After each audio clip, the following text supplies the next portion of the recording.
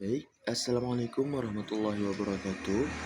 Perkenalkan, nama saya Muhammad Zidin Al-Farisi dengan NIM 24010441 berasal dari Prodi Hukum Pidana Islam. Puji kepada Allah, salawat kepada Rasul, tidak perlu memperpanjangkan lagi mukadimah. Adanya saya di depan video ini, saya ingin memaparkan beberapa penjelasan ataupun beberapa materi yang mana penjelasan dan materi tersebut merupakan tugas dari midterm mata kuliah fikih munakahat. Langsung saja. Yang pertama itu ada definisi dan ruang lingkup fikih munakahat. Cabang ilmu fikih yang membahas hukum-hukum Islam terkait pernikahan, keluarga, dan tumbuhan antar keluarga dan anggota, mulai dari sebelum menikah, saat akad, hingga setelah menikah, termasuk penceraian dan dampak hukumnya, itu semua merupakan definisinya. Dan pernikahan ini memiliki ruang lingkup, yaitu meliputi dengan khitbah, akad nikah, rukun dan syarat nikah, mahar, wali saksi, dan kewajiban suami istri, nafkah, talak, rujuk, fasah, iddah, dan hadanah, yaitu pengasuhan. Yang kedua itu adalah hikmah dan tujuan nikah.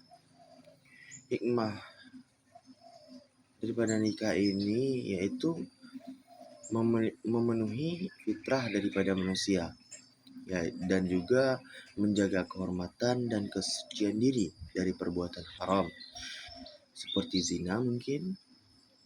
Dan juga nikah ini memperoleh ketenangan dan kasih sayang, dan juga menyambung keturunan yang soleh, memperkuat silaturahmi, serta menjadi sarana meningkatkan ibadah kepada Allah Subhanahu wa Ta'ala.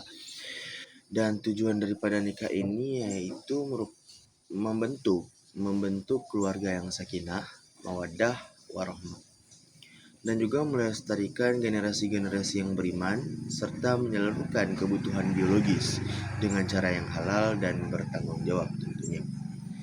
Dan yang di pembahasan yang ketiga itu kita masuk kepada proses ta'aruf, yang mana proses ini itu adalah proses perkenalan suami antara calon pasangan dengan tujuan menuju pernikahan.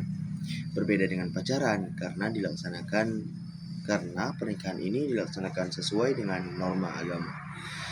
Dan tahapan-tahapannya itu dimulai dari doa dan niat, kemudian dilanjutkan dengan pertukaran informasi melalui pihak ketiga yang dipercaya.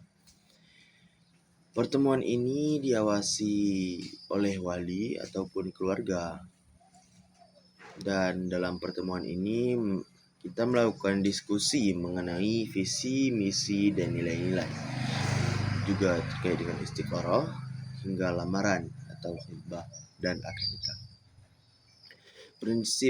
Prinsip di dalam ta'aruf ini itu tidak berduaan ataupun khalwat, menjaga pandangan dan komunikasi yang sopan serta terbatas, jadi tidak berlebihan. Yang keempat kita masuki kepada makna kafa'ah, yang mana makna kafa'ah ini merupakan kesetaraan atau kesepadanan antara calon suami dan istri dalam berbagai aspek yang dianggap penting dalam pernikahan.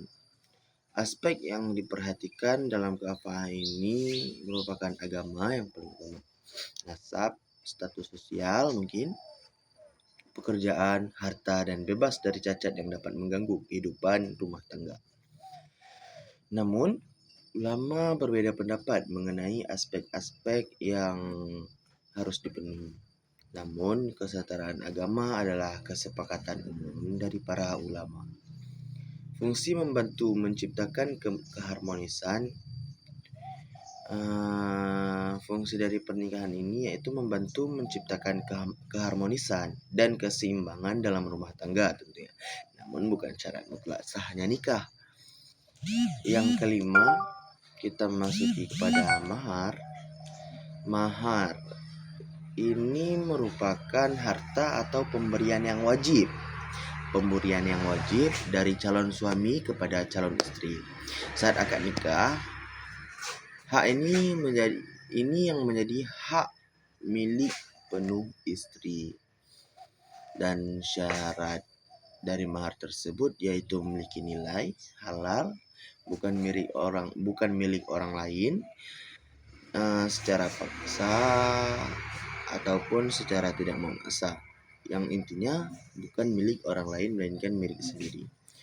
Dan uang tersebut berupa uang, emas ataupun barang berharga, ilmu atau jasa. Jenis mahar mungkin ada mahar musamma, yaitu ditetapkan jenis, jumlah dan jenisnya saat akad. Yang kedua ada mahar misil, itu disesuaikan dengan standar lingkungan atau keluarga jika tidak ditentukan. Yang ketiga ada mahar muajjal, yaitu dibayar segera. Dan yang keempat ada mahar muakkar, itu dibayar kemudian. Yang keenam kita memasuki ijab qabul.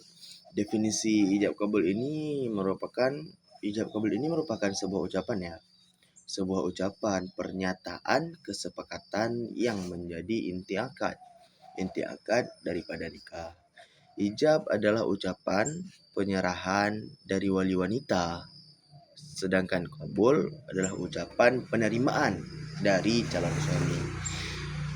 Dalam kategori ini bisa dapat diartikan ijab ini merupakan pemberian, qabul ini merupakan penerimaan.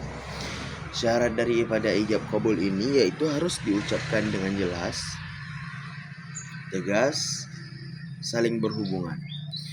Qabul setelah ijab dan menunjukkan kerelaan dari kedua belah pihak. Tanpa ijab qabul, nikah tidak sah. Maknanya simbol perjanjian suci dan penyerahan tanggung jawab dari wali kepada suami untuk memimpin dan melindungi istri. Nomor 7 terdapat yaitu wali, yang mana definisi wali ini sendiri merupakan orang yang memiliki hak dan kuasa untuk melaksanakan akad nikah bagi wanita, biasanya dari garis keturunan laki-laki, nasab laki-laki. Syarat wali ini yaitu memiliki agama muslim, balik, berakal sehat, laki-laki, dan adil.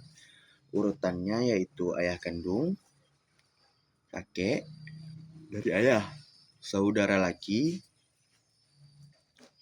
sekandung, saudara laki-laki seayah, keponakan laki-laki paman, seterusnya jika ada.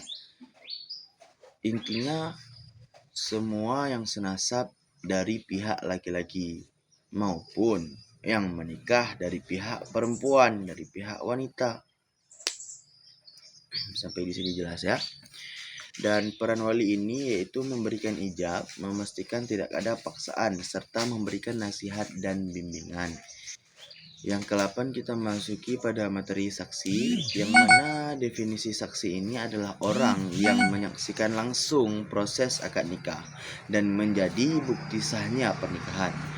Dan syarat saksi ini yaitu muslim, baligh, berakal, adil, laki-laki maupun dan juga merdeka. Laki-laki ini menurut sebagian pendapat para ulama menurut jumhur para ulama, dan saksi ini diwajibkan mampu mendengar serta memahami ijab qabul minimal berjumlah 2 orang. Tapi jika lebih itu tidak apa-apa. Dan tugas saksi ini menyaksikan akad, menandatangan akta nikah dan memberikan kesaksian jika diperlukan. Jikalau ada masalah, ada problem, itu saksi yang akan memberikan kesaksian pada kemudian hari. Dan yang terakhir itu ada walimah. Walimah ini merupakan jamuan makan atau perayaan. Kalau biasa yang dikatakan oleh orang Aceh itu ada yang namanya kanduria yang diselenggarakan setelah akad nikah sebagai ungkapan rasa syukur, tidak sombong, dan pengumuman kepada masyarakat bahwa pasangan telah resmi menjadi pasangan suami istri. Bisa biasa disebut dengan Pak Sutri. Hukum ini sunnah muakkad, sangat dianjurkan, dan ini berlaku bagi yang mampu, bukan wajib. Prinsip daripada walimah ini dilaksanakan sesuai kemampuan, tidak berlebihan, dan tidak menjadi ajang pamer, tidak sombong. Dan esensinya adalah syiar pernikahan dan kebersamaan. Mungkin hanya ini yang saya dapat paparkan. Saya Muhammad Zidin Al-Farisi sebagai pemaparan pertama. Mohon undur diri. Wabillahi taufik wal hidayah. Wassalamualaikum warahmatullahi wabarakatuh.